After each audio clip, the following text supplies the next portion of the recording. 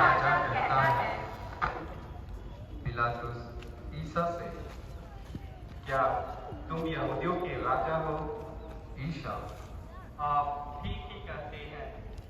पिलातुस, आप लोगों ने यह अभियोग लगाकर बनता इसका खून हम पर और हमारी संतानों पर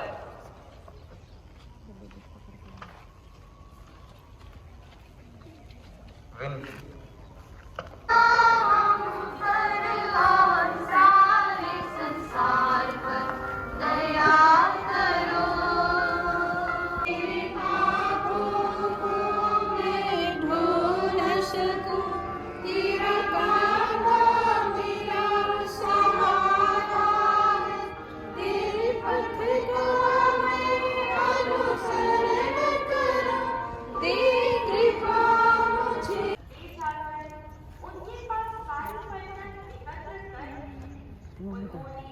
उनके कपड़े उतार कर उन्हें लाल चोगा पहनाया, कांटों का मुकुट गूंथकर उनके सिर पर रखा और उनके दाहिने हाथ में सरकंडा थमा दिया।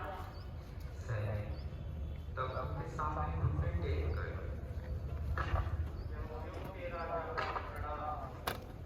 वे उन पर थूकते और सरकंडा छीनकर उनके सिर पर मारते थे।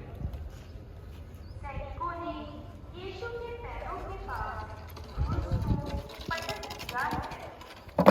यीशु ने घुटने टेक कर क्रूस का आलिंगन किया और उसी समय अपनी सर्वशक्तिमान पिता परमेश्वर को उस बुद्धि कार्य के लिए धन्यवाद दिया जिसे उन्होंने आरंभ किया, और धन्यवाद देते हुए 3 बार क्रूस का चुम्बन किया। भारी क्रूस ढोते हुए वह आगे बढ़ रहे हैं। यीशु के चारों तरफ देखो, मित्र कोई नहीं। यूदस इस्करियोती ने उन्हें पकड़वाया। पेट्रुस ने उनका परित्याग किया और अन्य शिष्य बचने के लिए भाग निकले हैं। कहाँ हैं आज वे लोग जो उनके चमत्कार देखने उमड़ पड़ते थे? कहाँ हैं वे लोग जो उनके चमत्कारों के परिणाम का अनुभव कर चुके थे? जिन लोगों ने उनको मुफ्त गाते हुए स्वीकार किया था, वे भी आज मौन हो गए हैं। यीशु की मदद करने और उन्हें सांत्वना देने वाला वहाँ कोई नहीं।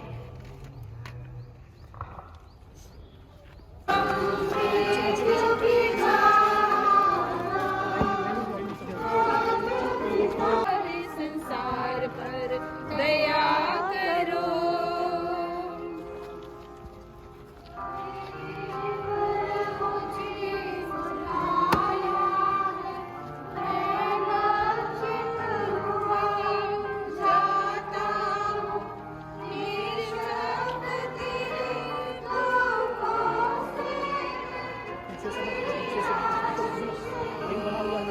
लाइन से पीछे रही, लाइन से पीछे रही।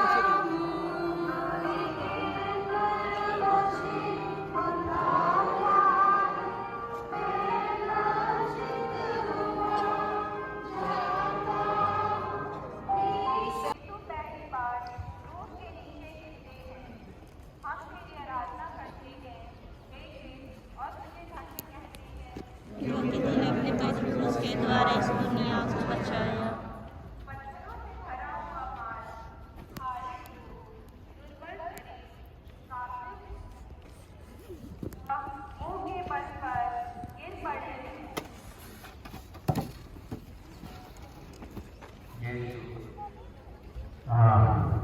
शीघ्र ही सब पूरा हो जाएगा। साथ ही यीशु अपने शत्रुओं के लिए प्रार्थना कर रहे हैं। पत्थरों से जकड़ी घुटनों से खून बह रहा है। यहूदी लोग तो हमें बता, मुझे किसने मारा है? दूसरा सैनिक,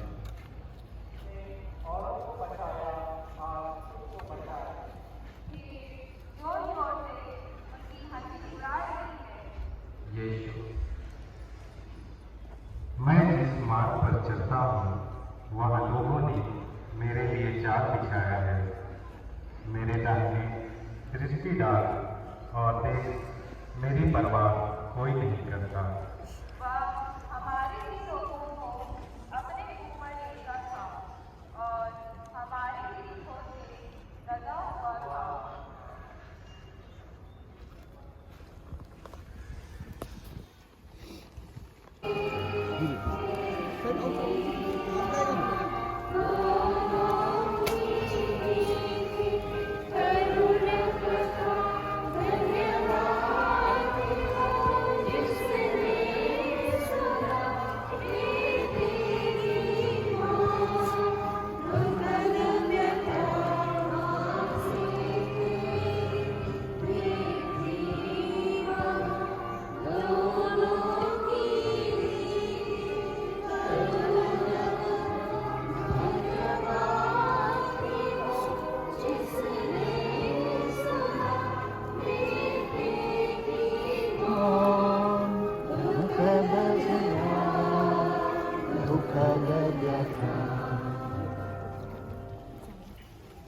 चौथा स्थान मान में यीशु और बुद्धिमान की भेंट होती है। पिलातुस के महल से जब प्रभु की आवाज लोगों की भीड़ और घुड़सवारों की गड़गड़ाहट ने घोषणा की कि तलवारी के लिए युद्ध शुरू होने वाला था, तब माता मरियम अपने प्यारे बेटे को एक बार फिर देखने की लालसा का विरोध नहीं कर सकी। तब उसने यूहन्ना से विनती की वह उन्हें ऐसी जगह ले जाए जहाँ से वह अपने प्यारे पुत्र से भेंट कर सके। तब यूहन्ना उन्हें एक गली के फाटक पर ले गए जहाँ से यीशु गुजरने वाले थे। जब व्याकुल माता ने उन सैनिकों को जो यीशु को क्रूस पर रोकने के लिए तीर और अन्य औजारों को हाथ में लिए हुए थे, उनकी क्रूरता और कठोरता को देखकर व्याकुल हो उठी। वह अपनी भावनाओं को नियंत्रित नहीं कर पा रही। उसने हाथ जोड़कर स्वर्ग की ओर देखा और सर्वोच्च ईश्वर से सहायता के लिए प्रार्थना की। यह सब देखते हुए उनमें से एक ने अपने साथियों से कहा, यह कौन स्त्री है जो विलाप कर रही है? दूसरे ने उत्तर दिया,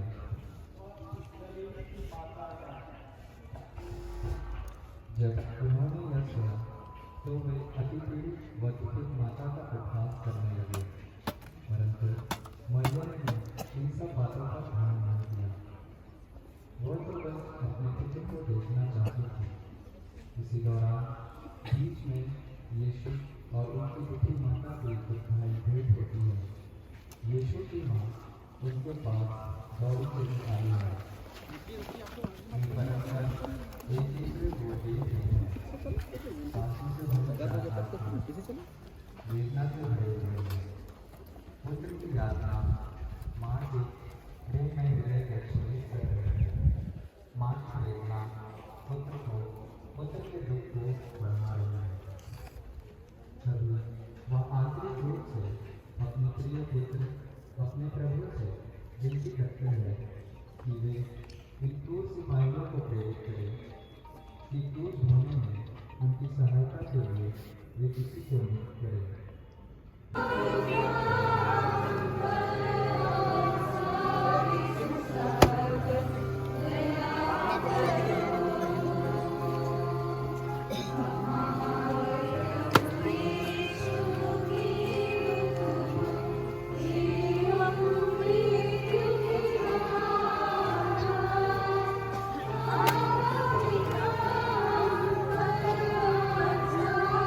संसार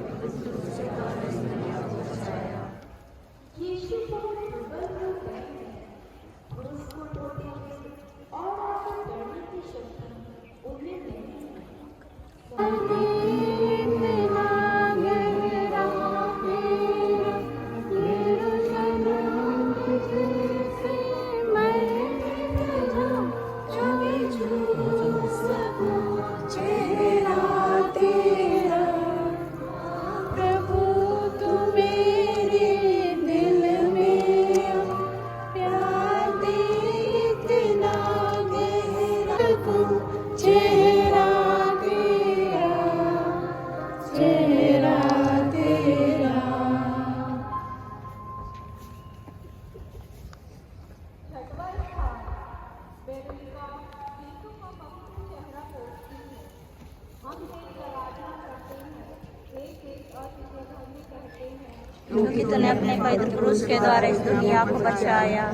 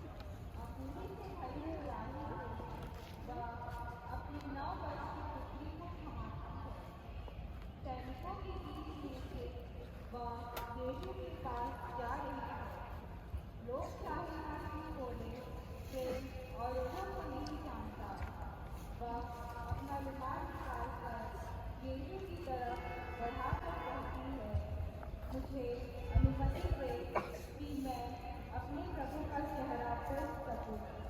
यीशु अपने बाएं हाथ से रुमाल लेकर अपना रक्त रंजित चेहरा पोंछते हैं और आभार पूर्वक उसे वापस देते हैं। तेरा प्यार और वेरोनिका उस रुमाल को प्रेमपूर्वक छूती है। बच्ची जागरण से भरी सुराही यीशु की तरफ बढ़ाती है। तभी सैनिक उसे दूर कर देते हैं।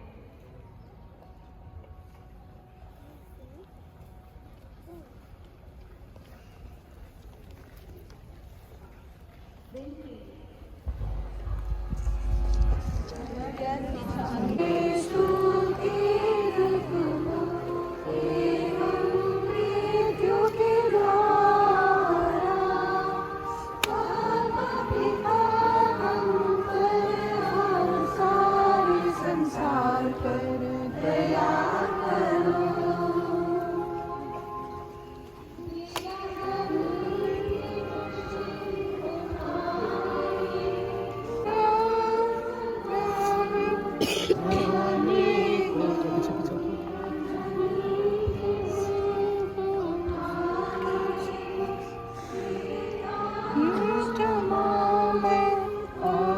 दूसरी बात लिखते हैं, हम तेरी आराधना करते हैं, हे कृष्ण तुझे धन्य कहते हैं।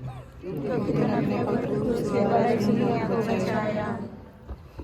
जब भी लोग फाटक के पास था तो क्रूर सिपाहियों ने यीशु को कीचड़ में धकेल दिया, जिसके कारण यीशु दूसरी बार अपने क्रूस के साथ नीचे कीचड़ में गिर जाते हैं। यीशु में उठकर और आगे बढ़ने की शक्ति उनके पास बिल्कुल नहीं है। तो घाव से रिश्ता जा रहा है। निर्बलता के कारण यीशु मूर्छित होने पर है, शरीर कांप रहा है। देखो वे गिर रहे हैं, अपने आप खड़े होने की शक्ति नहीं है, वे सिर्फ नीचे गिर पड़े हैं। यीशु यरूशलेम यरूशलेम, तू नदियों की हत्या करता है और अपने पास भेजे हुए लोगों को पत्थरों से मार देता है। मैंने कितनी बार चाहा कि तेरी संतान को वैसे ही एकत्र कर दूँ, जैसे मुर्गी अपने चूजों को अपने पैरों के नीचे एकत्र करने से नहीं थी। पिता की इच्छा पूरी करने के सिवाय और कुछ नहीं चाह रहे हैं।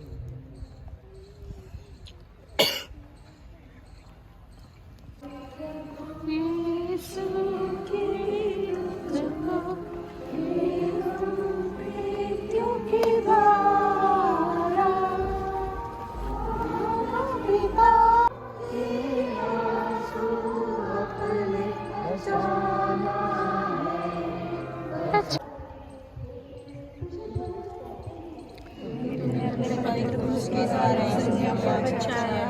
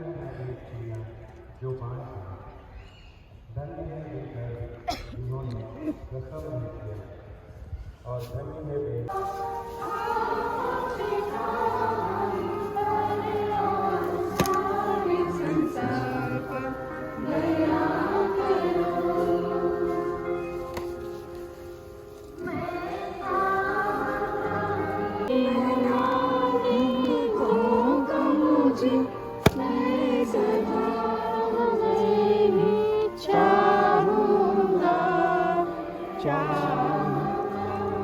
तेरे नाम को चाहूँगा।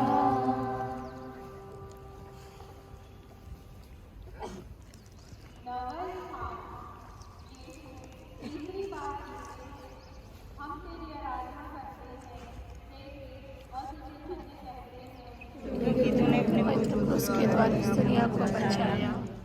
और आगे बढ़ने के लिए उनके पास बिल्कुल शक्ति नहीं है। जो भावों से रिश्ता जा रहा है, निर्बलता के कारण यीशु मूर्छित होने पर है, शरीर कांप रहा है। देखो, वे गिर रहे हैं, अपने आप खड़े होने की उनमें शक्ति नहीं है। प्यारे उन्हें जबरदस्ती खड़ा कर रहे हैं। बलि परिपूर्ण होने के लिए और ज़्यादा समय नहीं है। वह धीरे धीरे चलने के लिए कोशिश कर रहे हैं। मैं ईशा हूँ जिस पर तुम अत्याचार करते हो। साउल से किया हुआ यह कथन आज यीशु हमें देखते हुए सुनाता है।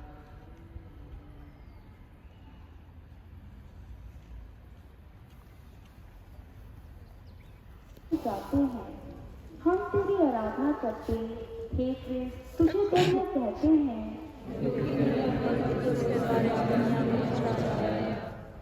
सैनिकों ने यीशु को क्रूस पर पटक दिया है। कीलों के प्रहार के लिए वे उनके हाथ पैर में कीले ठोक रहे हैं। कीलों के प्रहार के लिए वे उनके हाथ पैर खींच रहे हैं। तीव्र पीड़ा, असहनीय दर्द मनुष्य की कल्पना शक्ति से परे है। शरीर पीड़ा से जल रहा है, फिर भी उनके होठों में कोई शिकायत नहीं है। वह ईश्वर की इच्छा पूरी होने के लिए प्रार्थना कर रहे हैं।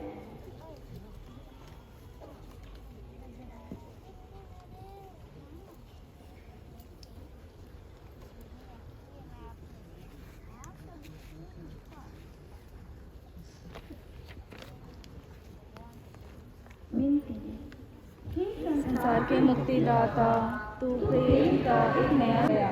यदि हम तेरे अनुसरण करेंगे तो जिन्होंने तुझसे बैर किया वे हमसे बैर करेंगे। हे कृष्ण यीशु, आपके साथ क्रूस पर ठोके जाने और इस संसारिक दुनिया के प्रति मरते हुए सिर्फ तेरे लिए जीने का अवसर हमें प्रदान कर। हे हमारे पिता, जो स्वर्ग में है, तेरा नाम तुम्हारा तेरी इच्छा जैसे स्वर्ग में है वैसे पृथ्वी पूरी होगी। हमारा प्रतिदिन का आहार आज हमें दे, और हमारे अपराध हमें क्षमा कर जैसे हम भी अपने अपराधियों को क्षमा करते हैं, और हमारे परीक्षा में न डाल, परंतु से बचा हमें। प्रणाम मरियम, तेरे साथ है तूने किसी और तेरे तेरे घर का शिशु हे संत मारिया परमेश्वर की माँ प्रार्थना कर पापियों के लिए अब और हमारी मरने से समय आमीन। हे प्रभु, हम पर दया कर। हे कृष्ण दया कर। मरे हुए विश्वासियों की आत्मा परमेश्वर की दया शांति में वास करे। अमर प्रभु दया को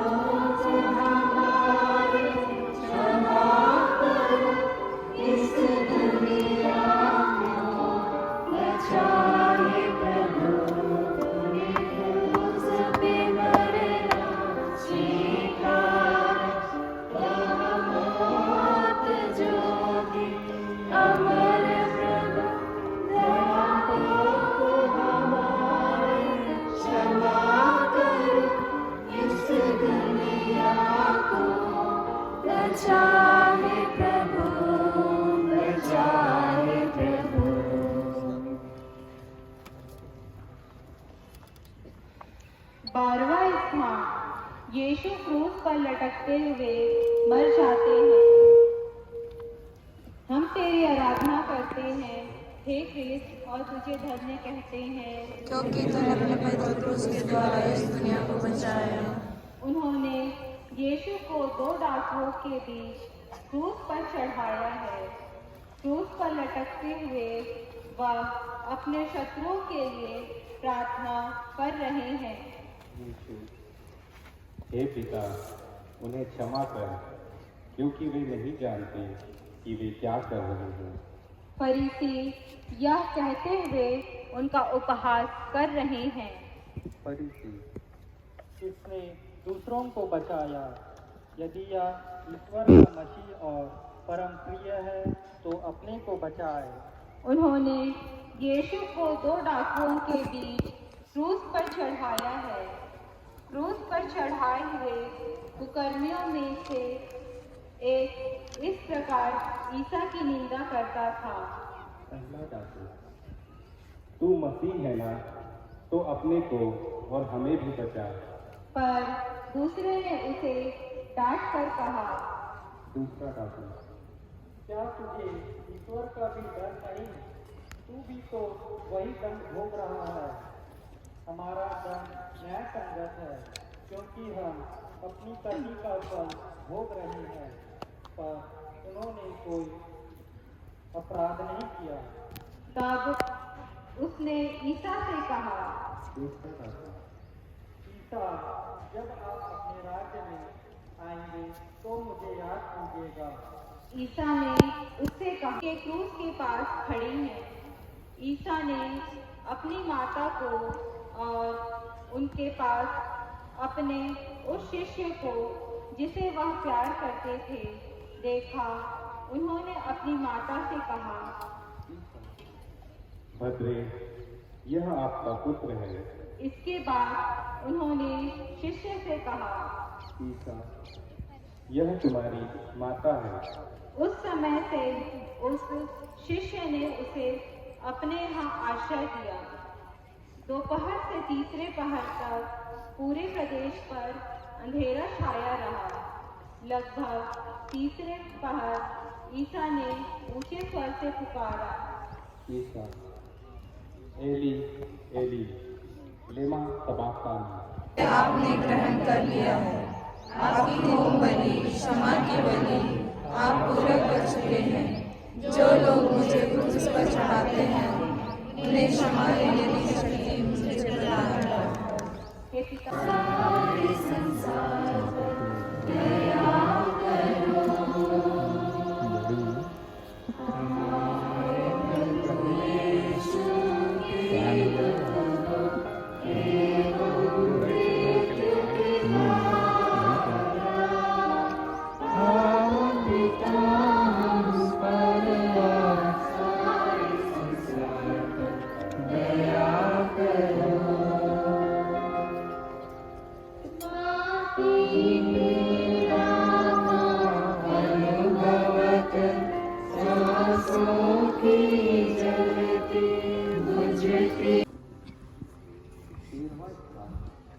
यीशु का शव माता मरियम की गोद में रखा जाता है।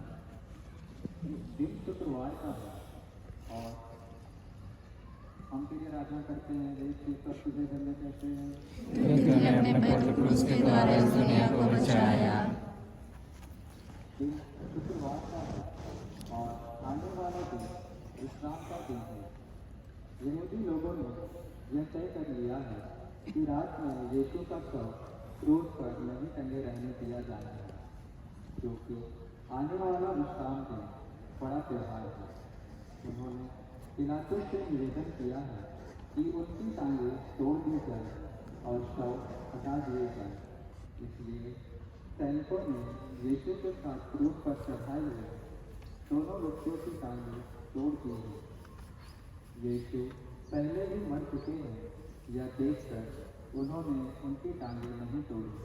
फिर भी सैनिकों में से एक ने उनकी बगल में भाला मारा। उसमें से तुरंत रक्त और जल बह निकला और उसकी चीखें सैनिक की आंखों पर पड़ी और तुरंत ही उसका अंधापन दूर हो गया। तब उस सैनिक ने कहा, निश्चय ही यह मनुष्य ईश्वर का पुत्र था। इसके बाद अरिमतिया के यूसुफ ने पिलातुस की अनुमति से यीशु का सर क्रूस पर से उतार कर माता मरियम की गोद में रख दिया। माता मरियम अपार दुख के साथ यीशु के मृत शरीर को ग्रहण करती है। वह अपने धन्य हाथों से यीशु के एक एक भाव को साफ करती है। भाव को देखकर वह विस्मित हो जाती है कि किस तरह उसके निर्दोष पुत्र व प्रभु ने इतने घोर पीड़ा व क्रूरता को सहन कर लिया है। वह अपने हाथों से अपार दुख और भय के साथ यीशु को दफन के लिए तैयार करती है। विनती। प्रिय माता, तेरे अति कठोर व पीड़ाओं के प्रति हमारे जीवन के दुख की एकांत घड़ी में हमें धीरज देकर मदद कर। कब्र में और तू था परमेश्वर के पास, मुझे मिलने आएगा मेरा तुझ पर यही विश्वास। आगन था कब्र में और तू था परमेश्वर के पास, मुझे मिलने आएगा मेरा तुझ पर यही विश्वास, यही विश्वास। 14वां ध्यान। यीशु का शव कब्र में रखा जाता है। हम तेरी आराधना करते वे तुझे धन्य कहते हैं।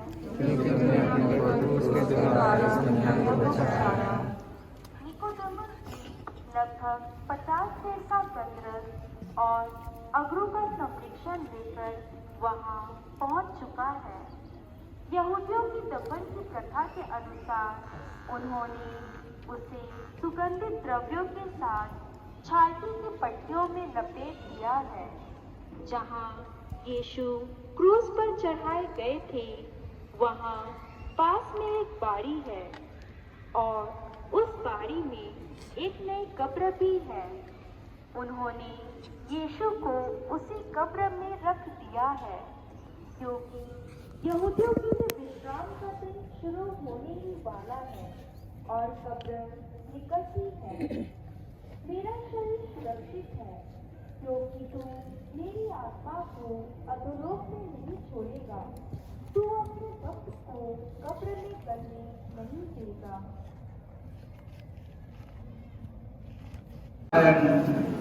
क्रूस पर 5 घाव पाए हैं।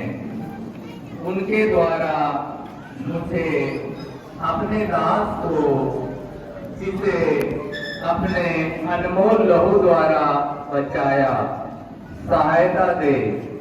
हे यीशु, कहाँ तक तूने मुझे प्यार नहीं किया। मेरे प्रेम के कारण तू क्रूस पर मर गया, मुझको बचा। हे मनुष्य जाति के मुक्तिदाता, सब पापियों पर दया कर और अपनी बड़ी दया से उनके पापों को मिटा दे। हे दयालु पिता, अपने परिवार को